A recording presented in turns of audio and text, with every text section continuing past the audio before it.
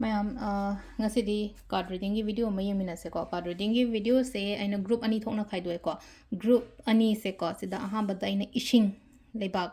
almai taro khai do ko ishinga lebak aina khan khai do ko ishing khansira na traga lebak khansira water element se khansira water element lapis lazuli ni ko silai se aduga earth se na akhoi gi ko sida lai se akhoi gi red kaino oina oira ko red carnelian oina oira ko silai se aduna lapis khansira na traga red carnelian khansira na traga hadi ishing khansira na traga leba khansira ma khala se basida ko adugi matungina card reading sina kai matang dona hadi aingon da hozi ye liba palliba kholiba se kamai taraga phaga dage aduga plus kyam kuina kaino tawgi dage habado adugi matang dani ko hamba da hadi lapis khan bangai gi oni yenga se ko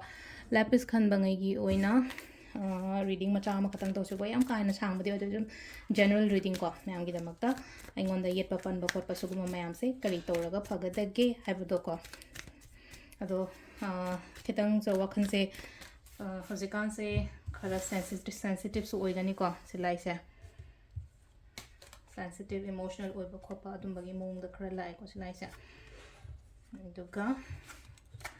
card kina sida lai se stuck tawraga lei ko aina tawgadaba tawroidaba suguma mayam se ko hadi shorga thajadabado maka adumaina kharaga phawe ko hadi thajagadamne ko silai se ko thajagadamne nungai taba khotaba yam lei ko isha sida akiba pakhatpa ama leina ko hadi thaba inkhang da kaida mai pa oi kholoi hain te laute ko thaba inkhang da mai pa ko ko phajana lai ko sida hadi khoi gi probably May gumba kai gumba lan thoga di kharsu hena phagani ko June gumba kai gumba success yam phajana lairi ko aduga amana silai no ko isha sidang sai ki ba pakhat pa khot pa phawri ba map sai hadi emotionally amu yam upset hoise keno to remedies and harasine ko sida remedies and haragadi hadi akhoi purnima gumba kai gumba se yaringai natraga purnima thashi gumba dana release the holo purnima gumba dana manifestation gumba kai gumba yam to biyo ko aduga akhoi success ki oin har citrine crystal gumba use to biyo ko silai se ko citrine gumba kai gumba do maine use to biyo ishor ningo ko haslai se hadi ketang aina haise gar koina sum oiraktraga de duk phawa thaning taba timing yawi dana ko aduduna silai se hadi shor ningjang badung sagi wara kanda tainabam khangdana hadi shorda tainadu shorokudi hadi aigi nungtigi regular oina hadi madu ningjang biba wagera nungaigera ma tawgera ko aduga ama swai ko hadi just shorda and I get a makta hadi ma lady have a universe lady do na hadi just the lights hadi flows dum chatlo dum tawri ba igi normal routine thabak chapam thokpa tawum thokpa igi yum gi duty kadi kra su mam cham taw mam phajra chani na khalo sida silai na ko ane ta gri gri ta khara stuck tor ga lei ko pot khara ma stuck tor ga lei se ma sama thanda ya jara kani ko sida chung ya ro chung lu chung oi oi ro have gi mai leite ko aduga isha gi na ko igi haijaba mam si ju loina ma phunjala thamba gi type tam toy ba do na hadi si ju phudok pa mother ka roi ko aingon da idea thought kumba ga kumba yam lei na khala se lei pot ma'am तो हादी इशा से को केमता पंगसल पे type तम तोय बदुन हादी ना पंगजन ब यादे guide ना हारगदी कईगुंबा Hadi सीगी ma'am से हादी चेंजेस लागदी अपकमिंग मतम ददी याम फगनी को अदुनि को सिलाई से को सिसना हमबगी लैपिस खन बंगाई यो ओइना लो इले को लैप वाटर खन बंगाई योना मथंगी अर्थ एलिमेंट खन बंगाई यो मुयेंगा से को हादी अइहोंदा हौजी क्याम कोइना ये पपन बलाइगदगे रेमेडीज न करिनो कई कई क्रिस्टल्स कुंबा सीबे यागदगे हाबदो दुगी मतंगदा मथंगी अर्थ एलिमेंट खनबा ngai gi oina earth element खनबा ngai gi oina sida laktoi se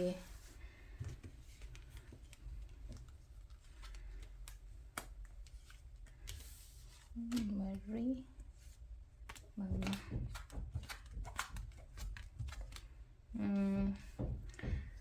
thabak se yam chille potsing se delay yam oiri hozikan se tau taba यानी तौगेना खलगा Hadi पांथोक ngam thaba inkhang gumba yamna lei ko sida leina ko sida hoigi 2 to 3 months gumba kai gumba matung se yam phagani ko isada sida haji haji engon hadi obstacles kyam koina leiga dagi haba dui matang dani na yengi se adu dun hadi 2 to 3 months gumba kai gumba matang da hadi matung yam phagani thabak yam chingani ko thabak yam chingani responsibilities duties kari kra sugumba mayam se pick thana leibado aigi life se dama khayum gi oiro office gi oiro business ki oiro ai yaudadi yadabado amaka aduga ishana su amaka kenu su to yamna satisfy oijade ko mina ꯀꯩꯅꯣ ꯇꯧꯕ ꯃꯇꯝꯗꯁꯨ ꯃꯤꯅ ꯀꯩꯅꯣ ꯇꯧꯕ ꯃꯇꯝꯗ ꯍꯥꯏꯗꯤ ꯃꯤꯅ ꯇꯧꯕ ꯃꯇꯝꯗ ꯍꯥꯏꯗꯤ ꯄꯦꯟꯖꯗꯕꯗꯣ ꯑꯣꯏꯌꯦꯕ ꯍꯥꯏꯗꯤ ꯃꯤ ꯑꯃꯅ ꯇꯧꯕ ꯃꯇꯝꯗ ꯑꯩ ꯏꯁꯥꯅ ꯇꯧꯖꯔꯒ ꯍꯦꯟꯅ ꯅꯨꯡꯉꯥꯏꯖꯩꯗ ꯍꯥꯏꯅ ꯈꯟꯕ ꯑꯗꯨꯃꯥꯏꯅ ꯇꯧꯔꯒ ꯑꯗꯨꯅꯤꯀꯣ ꯁꯤ ꯂꯥꯏꯁꯦꯀꯣ ꯃꯤ ꯃꯇꯦꯡꯁꯨ ꯌꯥꯝ ꯇꯧꯋꯤꯀꯣ ꯃꯤ ꯃꯇꯦꯡ ꯇꯧ ꯃꯤ ꯃꯇꯦꯡ ꯌꯥꯝ ꯇꯧꯕꯁꯦ ꯍꯥꯏꯗꯤ ꯇꯧ ꯀꯩꯁꯨ ꯀꯥꯏꯗꯦꯀꯣ ꯈꯤꯇꯪ ꯍꯥꯏꯗꯤ ꯂꯤꯃꯤꯠ ꯑꯃꯗ ꯇꯧꯕꯤꯌꯨꯀꯣ ꯌꯥꯝ ꯀꯥ ꯍꯦꯟꯅ ꯇꯧꯕ ꯈꯣꯠꯄ ꯑꯗꯨꯝꯕ ꯇꯧꯗꯕ ꯑꯗꯨꯗꯨꯃ ꯂꯩꯔꯦꯀꯣ ꯌꯥꯝꯅ ꯈꯤꯇꯪꯁꯨ ꯃꯤꯁꯇꯤꯔꯤꯌꯁ ꯑꯣꯏꯔꯒ ꯂꯩꯌꯣ ꯂꯥꯏꯐꯁꯦ ꯑꯃꯈꯛ ꯂꯣꯏꯅꯃꯛ ꯍꯥꯏꯗꯣꯛꯇꯕ ꯂꯣꯏꯅꯃꯛ ꯍꯥꯏꯗꯤ ꯀꯩ ꯍꯥꯏꯅꯤ ꯑꯣꯄꯟ ꯕꯨꯛꯀꯤ ꯇꯥꯏꯞꯇ ꯇꯧꯔꯒ ꯂꯩꯒꯅꯣ ꯍꯥꯏꯗꯤ ꯑꯩꯉꯣꯟꯗ ꯀꯔꯤ ꯂꯩꯔꯤ ꯑꯩ ꯀꯔꯤ ꯈꯜꯂꯤ ꯑꯩ ꯏꯃꯨꯡꯗ ꯀꯔꯤ ꯇꯧꯔꯤ ꯈꯤꯇꯪ ꯍꯥꯏꯗꯤ ꯑꯗꯨꯃꯥꯏꯅ ꯇꯧꯔ ꯑꯣꯄꯟ ꯕꯨꯛꯀꯤ ꯇꯥꯏꯞꯇ ꯑꯗꯨꯃꯥꯏꯅ ꯂꯩꯍꯟꯗꯕ ꯈꯤꯇꯪ ꯃꯤꯁꯇꯤꯔꯤꯌꯁ ꯑꯣꯏꯅ ꯂꯩꯌꯣꯀꯣ ꯃꯤꯁꯇꯤꯔꯤꯌꯁ ꯑꯣꯏꯔꯒꯗꯤ ꯍꯥꯏꯗꯣꯛꯇꯕꯤ ꯍꯥꯏꯔꯁꯤꯅꯦꯀꯣ ꯇꯨꯃꯤꯟꯅ ꯁꯤꯀ꯭ꯔꯦꯠ ꯊꯝꯃꯣꯅ ꯍꯥꯏꯀꯣ ꯁꯤ ꯂꯥꯏꯁꯦꯀꯣ ꯁꯤꯀ꯭ꯔꯦꯠ ꯊꯝꯃꯣ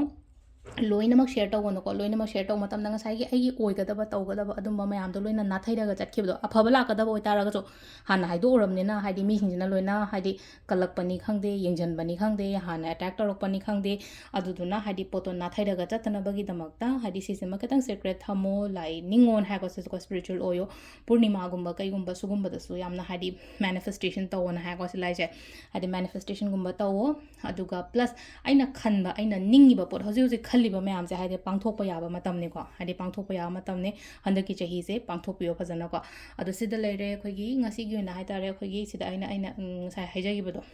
ꯑꯌꯦꯠ ꯑꯄꯟꯒꯨꯝꯕ ꯀꯌꯥꯝ ꯀꯨꯏꯅ ꯂꯩꯈꯤꯗꯒꯦ ꯑꯩꯒꯤ ꯂꯥꯏꯐꯁꯤꯗ ꯀꯔꯤ ꯀꯔꯤ ꯇꯧꯕ ꯌꯥꯒꯗꯒꯦ ꯑꯗꯨꯒꯤ ꯃꯇꯥꯡꯒꯤ ꯋꯥꯔꯤꯅꯤꯀꯣ ꯀꯩꯅꯣꯁꯦ ꯔꯤꯗꯤꯡꯁꯦ ꯁꯤ ꯂꯩꯔꯦꯀꯣ ꯃꯦꯝ ꯊꯦꯡꯛ ꯌꯨ